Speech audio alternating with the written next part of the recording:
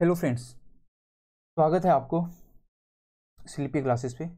तो पहले मैं आपसे बताना चाहता हूँ, आज हमारा डे 3 है इन्वायरमेंट का प्रीमिक्स का। तो पहले 2 क्लासेस हमारी लग चुके हैं, डे 1 डे 2 ज्योग्राफी और पॉलिटी पे।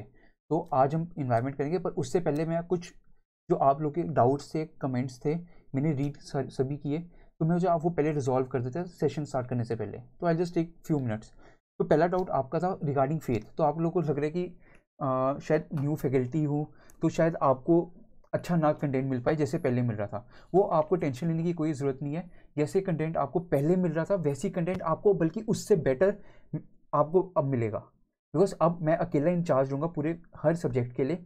मैं खुद ही डिस्कशन लूँगा और मैं खुद ही आप लोग की कमेंट्स वगैरह को रीड करके उसको फीडबैक की तरह इनकॉर्पोरेट करके आपको कंटेंट प्रोवाइड करूँगा। तो आपको उसके लिए कोई टेंशन लेने की ज़रूरत नहीं है। और मेरे क्रेडेंशियल्स, लाइक क्या मेरी कैपेबिलिटी है या नहीं है, सी मैंने हमेशा प्रीलिम्स दिया है और मेरा हमेशा प्रीलिम्स निकला है, मुझे कभी कोई प्रॉब्लम नहीं आई। तो हमेशा मेरे लिए हमेशा केक वॉक रहा है प्रीलिम्स। तो यही यही रीज़न था क्यों स्लीपी क्लासेस में मुझे हायर किया, और वो ताकि आप लोग मेरे एक्सपीरियंस को टैप कर सके और प्रीलिम्स क्लियर कर सके। बिकॉज प्रीलिम्स सबसे बड़ा फर्स्ट स्टेज है जो आपको आपके ड्रीम टू लवासना लेके जाएगा। तो अगर आप ये नहीं क्लियर करोगे तो नहीं हो सकता। तो इसलिए मैं आया हूँ आपकी as a saviour for this prelims. तो आपको देखो, मैं सिंपल चाहता हूँ हम फीडबैक मैकेनिज्म रखेंगे। मैं लेके आ रहा हूँ कंटेंट, सेशंस ले रहा हूँ। कोई प्रॉब्लम होती है आप कमेंट सेक्शन में रखो, या फिर आपको मेरी आईडी मैंने पहले ही बताई थी, rahul@sleepyclasses.com। आप इस पर मुझे मेल भी कर सकते हो, आप मेल करो। अब मैंने बल्कि कल एक स्टूडेंट की आई भी थी, मैंने उसको रिस्पॉन्ड भी किया और ही वॉज सेटिस्फाइड। जो उसकी क्वेरीज थी वो मैंने आज के सेशन में इंकॉर्पोरेट करके तभी लूँगा सेशन। तो वो आपको टेंशन लेने की जरूरत है। और मैं चाहूँगा कमेंट सेक्शन में लिखो, अगर कोई किसी और की सिमिलर प्रॉब्लम होगी वो फर्दर उसमें ऐड ऑन भी कर सकते हैं। तो कमेंट्स को मैं रीड करके और इंकॉर्पोरेट कर सकता हूँ। तो एक ये चीज़ आप ध्यान रखना please. Okay, then regarding schedule, schedule आप डिमांड कर रहे हो, मैं डोंट वरी, मैं शेड्यूल आपको प्रोवाइड कर दूंगा नेक्स्ट कल के सेशन में प्रोवाइड कर दूंगा। 1 मंथ और नेक्स्ट 2 मंथ्स का प्रॉपर शेड्यूल मिल जाएगा। आपको बस क्या करना है, टॉपिक आपको पता है कौन से डिस्कशन होना है, किस पे क्वेश्चन आने, टॉपिक पढ़ के आओ। हाफ एन आवर लगेगा उस टॉपिक को रिवाइज करने में, क्वेश्चन अटैम्प्ट करो और देखो आपके लिए कितना केक वॉक हो जाएगा फिर क्वेश्चन अटैम्प्ट करना। और आपको आइडिया भी लग जाएगा कि कहाँ पे आपको प्रॉब्लम आ रही है उस टॉपिक में, कहाँ क्या अप्रोच आपकी सही थी या नहीं थी उस टॉपिक को लेके। तो आप मेरे एक्सपीरियंस भी टैप करोगे साथ में। तो एक तो ये, then regarding number of questions जो आपके डाउट थे, क्वेश्चंस अभी हम 5 से चलेंगे, पर हाँ अगर अगर आपका फ्लो बन गया तो हम क्वेश्चन के नंबर इंक्रीज कर भी सकते हैं फ्यूचर में। तो वो कोई प्रॉब्लम नहीं है। It's obviously it is a demand oriented, तो जैसा आप बोलोगे वैसे ही हम कर लेंगे। ठीक, ओके। देन एक्सप्लेनेशन क्वेश्चंस, कोई सिंप्लीफाई करना है, कोई डिफिकल्टी इश्यूज आ रहे हैं जो you can just let me know, मैं उसको इनकॉर्पोरेट करूँगा। ओके, देन करंट से रिलेटेड था। मैंने पहले ही बताया था फर्स्ट सेशन में कि हम कैसे चलेंगे। तो आप पुरानी वीडियो भी देख सकते हो, और आपको एक ब्रीफ में बताया तो हम कैसे चलेंगे। पहले हम स्टैटिक कवर करेंगे, स्टैटिक को हम जल्दी कवर करेंगे, डोंट वरी। जैसे आपके डाउट थे कि शायद इसको टाइम लग जाए, सिर्फ देखो बेस बिल्ड करना है। क्वेश्चंस आप देखोगे कैसे यूपीएससी पूछती है, लगता हमें स्टैटिक करंट का है पर ऑप्शन सारे स्टैटिक वाले होते हैं, इसलिए स्टैटिक को बिल्ड करना बहुत ज़रूरी है।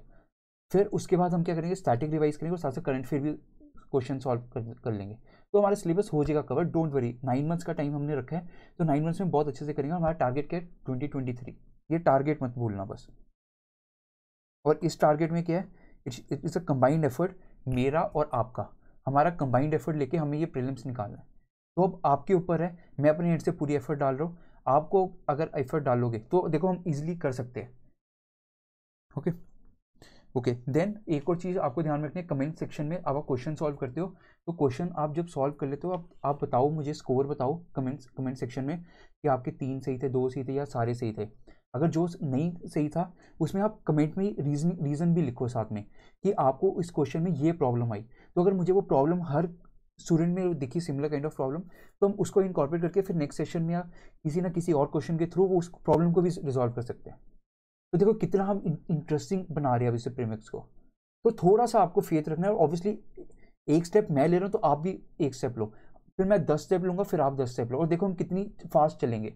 और फिर यूपीएससी लबासना कोई दूर नहीं रहेगा हमारे लिए। तो इस चीज़ का आप ध्यान रखना प्लीज़। देन एक और चीज़ हमें ध्यान में रखनी है, सिर्फ प्रीलिम्स में नॉलेज की गेम नहीं है। नॉलेज चाहिए आपको थोड़ा बहुत, पर साथ में प्रीलिम्स में बहुत टेक्निक्स डेवलप करना है, प्रेशर हैंडल करना, इतना मेंटल प्रेशर बिल्ड कर रही है यूपीएससी। नॉलेज सबके पास, जितना आप पढ़ के जा रहे हो उतना ही सबके पास है, पर यूपीएससी अगर ये इतना मेंटल प्रेशर बिल्ड कर देती है तो हम क्वेश्चन सॉल्व नहीं कर पा रहे। तो हमें उस चीज़ का भी ध्यान रखना है। तो वो भी मैं चाहता हूँ कि क्वेश्चन अगर डिफिकल्ट आ रहे हैं तो क्यों आ रहे हैं, ताकि आपको वो प्रेशर फील हो। तो ये मैं चाहता हूँ आपसे। तो देखो 5 क्वेश्चन होंगे, 6 क्वेश्चन या 7 जितने भी होंगे, तो ऑब्वियसली इसमें पूरा 100 क्वेश्चन वाला इन्वायरमेंट तो नहीं होगा, पर आपका बेस बिल्ड हो जाएगा। फिर आप कोई भी टेस्ट सीरीज ज्वाइन करोगे तो आपका क्या होगा, वो आपको क्वेश्चन सॉल्व करना आ जाएगा, वो 100 क्वेश्चन के लिए बेस बिल्ड हो जाएगा। तो उसमें भी तो ये छोटी छोटी चीज़ें हैं जो हमें ध्यान में रखनी है, और यही मैं चाहता हूँ आपको इन सेशंस के थ्रू आपको प्रोवाइड करूँ। तो आपको थोड़ा सा पेशेंस रखना है बस, राइट।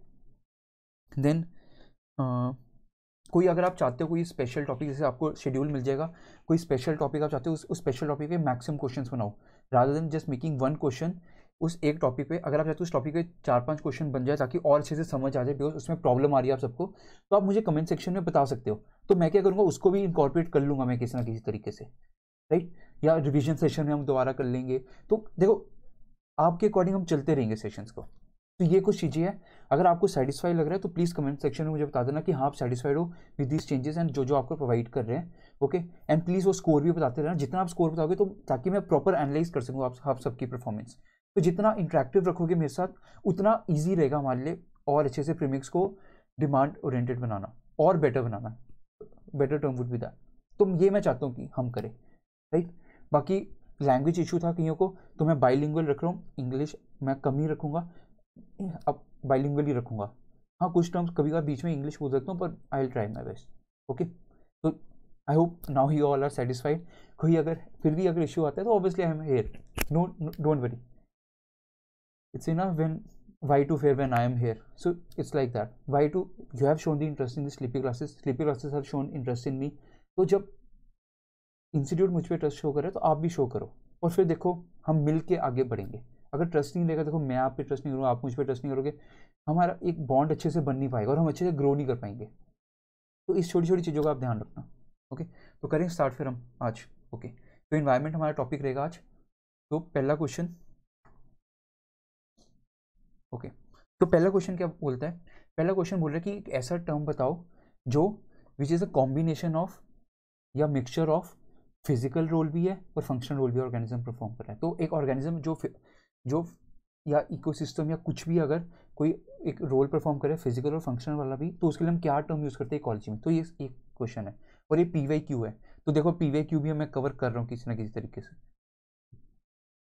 देन सेकेंड क्वेश्चन क्या कहता है, हमें पता है लेवल्स ऑफ ऑर्गेनाइजेशन होते हैं इकोलॉजी में, तो हर एक ऑर्गेनाइजेशन उनकी क्या क्या डेफिनेशन, तो उसके बेस पे क्वेश्चन है। तो आप ये अटेम्प्ट करके देखो दिस लेवल और उनकी डेफिनेशन।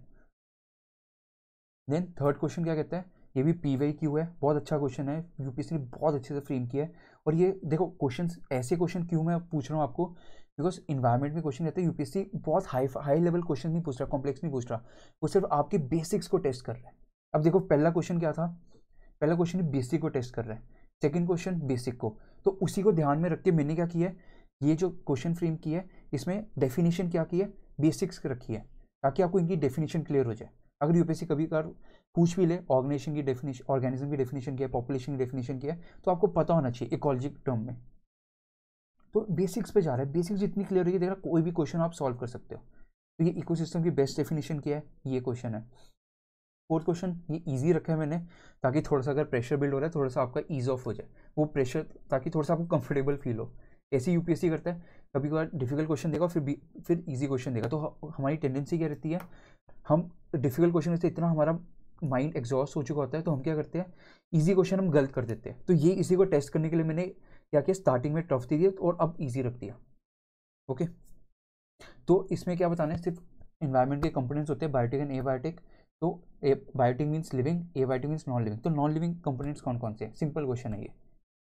देन लास्ट क्वेश्चन क्या रखा है, ये भी सिंपल क्वेश्चन है, निश क्या होता है, निश ऑफ द इन्वायरमेंट, उसके डिफरेंट टाइप्स है और उसके क्या क्या फीचर्स है, उसके बेस क्वेश्चन रखा है। तो अब आप लोग पॉज कर सकते हो, वीडियो अटेम्प्ट करो, राइट। अटेम्प्ट करने के बाद हम रिज्यूम करते हैं, रिज्यूम कर लेना वीडियो, ओके। तो हम चलें आगे, ओके। तो क्वेश्चन सॉल्व करते हैं, ओके।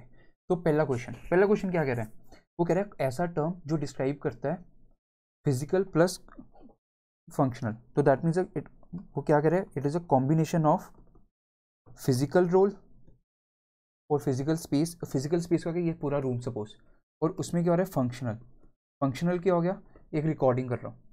तो ऐसा टर्म जो डिटरमाइन, तो इसके लिए बेस्ट आंसर क्या है, निश।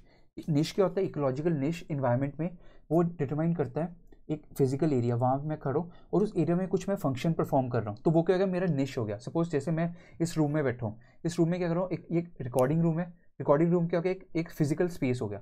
अब इसमें मैं क्या कर रहा हूँ, इसमें मैं रिकॉर्डिंग कर रहा हूँ, एक फंक्शन परफॉर्म कर रहा हूँ, तो वो क्या हो गया, मेरा एक फंक्शन हो गया।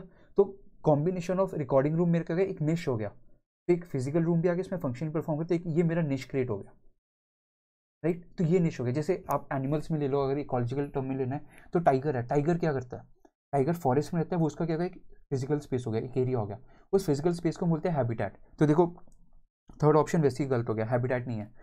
हैबिटेट में, उस हैबिटेट में जो जहाँ पे रह रहा है उसका लिविंग एड्रेस है, उस एरिया में कोई फंक्शन अगर परफॉर्म कर रहा है तो वो क्या हो गया, functional.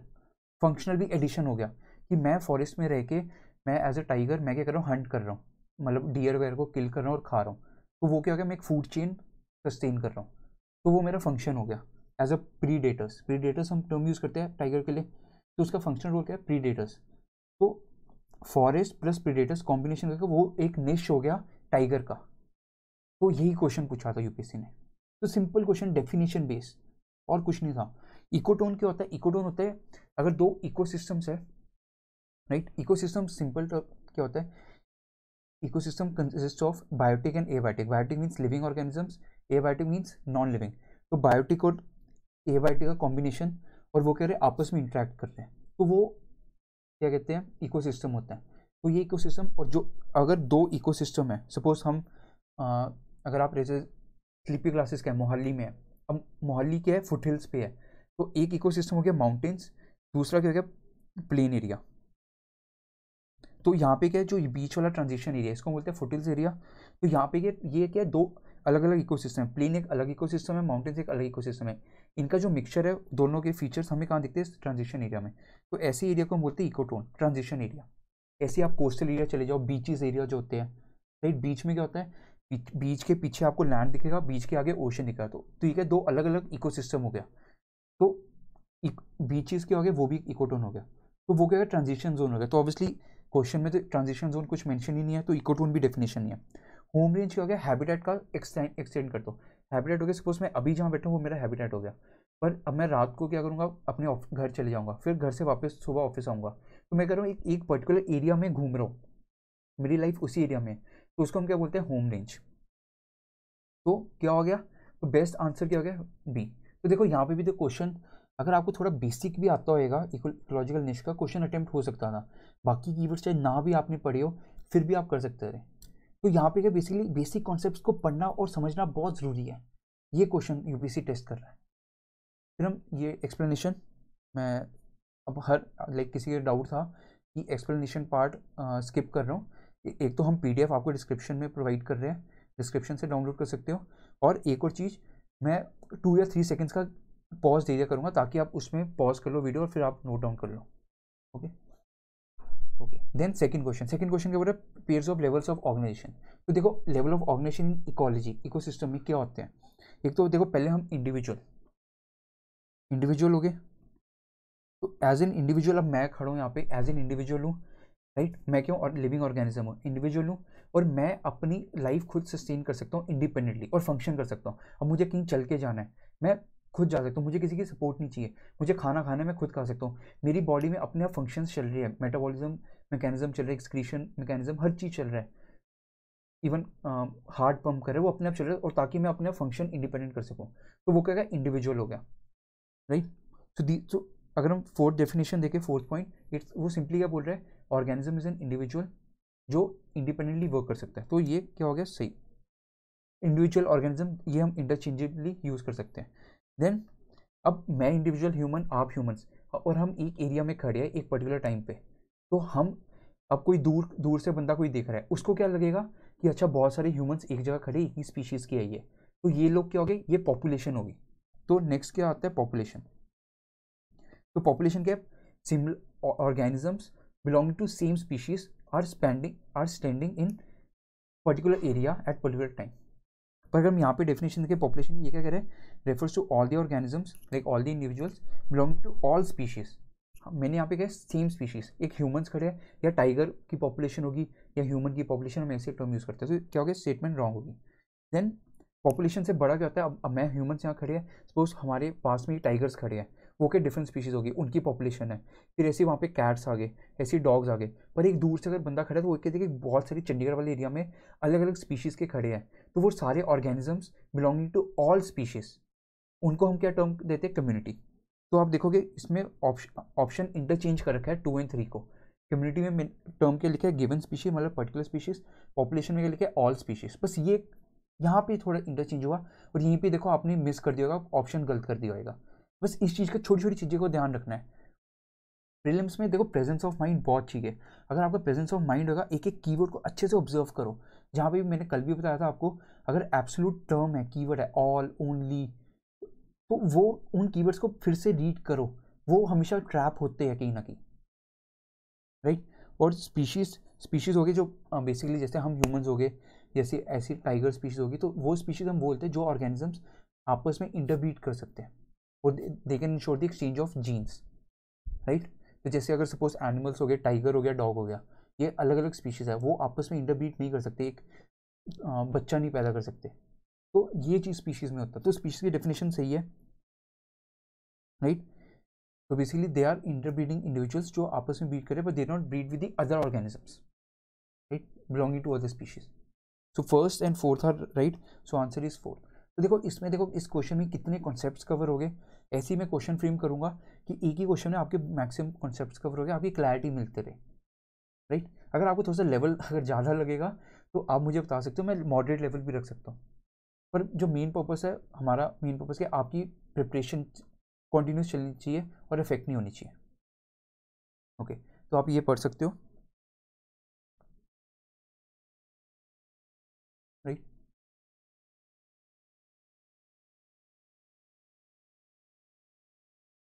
Okay, now let's look at third question. Third question कह रहा है, अब इसमें कीवर्ड के देखो, पहले क्वेश्चन को अच्छे से पढ़ो. वो क्या कह रहा है, बेस्ट डिस्क्रिप्शन. तो बेसिकली हो सकता है कि यहाँ पे और भी कीवर्ड्स आपको ऑप्शंस मिलेंगे जो इकोसिस्टम की डेफिनेशन का ओवरलैप करता हो, पर हमें ढूंढना है बेस्ट डिस्क्रिप्शन और डेफिनेशन इकोसिस्टम. तो पहले सबसे पहले आपके दिमाग में चाहिए इकोसिस्टम की डेफिनेशन होती क्या है. इकोसिस्टम है क्या, सिंपल टर्म्स में इट कंसिस्ट ऑफ बायोटिक, जो क्या हो गया लिविंग ऑर्गेनिजम्स, फिर consist of abiotic components,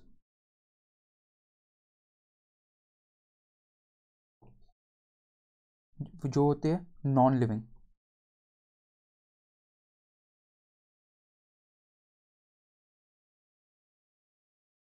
organisms, right. तो ये हो गया. अब इसमें इन एडिशनल क्या है, ये तो हो गया स्ट्रक्चर आ गया, और you can say components of ecosystem. साथ में इकोसिस्टम में और क्या आता है, फंक्शंस जो परफॉर्म कर रहे हैं. अब क्या कर रहे हैं, ये इन्वायरमेंट में ये एलिमेंट्स प्रेजेंट है, ये कंपोनेंट्स प्रेजेंट है, और ये आपस में इंटरेक्ट कर रहे हैं. लाइक बायोटिक एबायोटिक ऐसे होते हैं, जैसे मैं हूँ क्या हूँ, ह्यूमन हूँ, बायोटिक लिविंग ऑर्गेनिज्म. पर मैं नॉन लिविंग में क्या कर रहा हूँ, मैं फ्रूट पेड़ से क्या कर रहा हूँ, वो फ्रूट तोड़ के खा रहा हूँ. तो वो क्या हो गया, मैं वो एक साइकिल क्रिएट हो गया. मैं वो फ्रूट तोड़ा और न्यूट्रिएंट्स एब्जॉर्ब कर रहा हूँ. अब न्यूट्रिएंट्स एब्जॉर्ब कर रहा हूँ, अब वो क्या करे होएगा, थ्रू एक्सक्रीशन मैकेनिज्म, वो क्या एक वेस्ट मटेरियल जनरेट होएगा, और वेस्ट मटेरियल से वापस क्या होएगा, वो धीरे धीरे डिकम्पोजिशन से मिनरल्स रिलीज होंगे, न्यूट्रिएंट्स रिलीज होंगे इन्वायरमेंट में, वो वापस फिर पेड़ यूज़ कर लेगा और उस पेड़ से क्या करेगा, वो फिर से वो फ्रूट जनरेट करेगा. तो साइकिल ये क्रिएट हो गया, तो इंट्रैक्शन हो रही है. देन और फंक्शन हो गए, प्रोडक्टिविटी, हम बात करते हैं इकोलॉजिकल सक्सेशन. तो ये क्या, ये सब वेज ऑफ इंट्रैक्शन है between different components of the environment. तो इसी को हम इकोसिस्टम होते हैं. इकोसिस्टम में क्या है, कंपोनेंट्स प्रेजेंट है और फंक्शंस परफॉर्म हो रहे हैं. ओके, सो इंट्रैक्शन भी हो रही है इन्वायरमेंट के साथ. तो अगर हम देखिए पहला ऑप्शन, वो क्या कह रहा है, community of organisms interacting with one another. ये क्या कह रहा है, सिर्फ कम्युनिटी ऑफ ऑर्गेनिजम्स, इंट्रैक्शन आ गई, इंट्रैक्शन कीवर्ड आ गया, और कम्युनिटी ऑफ ऑर्गेनिजम्स कह रहे हैं. यहाँ पे इसने नॉन लिविंग की बात नहीं की, सिर्फ लिविंग की बात की, तो इसलिए इनकम्प्लीट डेफिनेशन है ये. Although half definition of ecosystem है पर इनकम्प्लीट है. सेकंड क्या कह रहा है, that part of the earth which is inhabited by living organisms. अब ये टर्म क्या कह रहा है, ये सिंपल क्या कह रहा है, हैबिटेट की डेफिनेशन है. पर फंक्शन की बात नहीं की इसने, तो ये भी क्या है, इनकम्प्लीट डेफिनेशन, राइट। फिर थर्ड ऑप्शन क्या हो गया, थर्ड ऑप्शन क्या कह रहा है, community of organisms together with the environment in which they live. तो basically community of organism living environment abiotic and together, that means indirectly कह रहे हैं इंट्रैक्शन हो रही है इन विच दे लिव, तो इसको हम बोलते हैं इकोसिस्टम। तो देखो कितनी, जो इकोसिस्टम की बेस्ट डेफिनेशन है वो उससे बेस्ट डिस्क्रिप्शन हमें सी ऑप्शन मिल रहा है। थर्ड क्या, और लास्ट ऑप्शन हम देखें फ्लोरा एंड फौना, वो क्या कह रहा है, फिर से लिविंग ऑर्गेनिज्म, तो ये भी हाफ डेफिनेशन ऑफ इकोसिस्टम है, तो बेस्ट ऑप्शन क्या होएगा, सी। तो देखो ऐसे बेसिकली यूपीएससी टेस्ट कर रहे हैं हमारे, तो आपके अगर बेसिक्स क्लियर होंगे तभी आप ऐसे क्वेश्चन अटेम्प्ट कर सकते हो, वरना आप फंसोगे।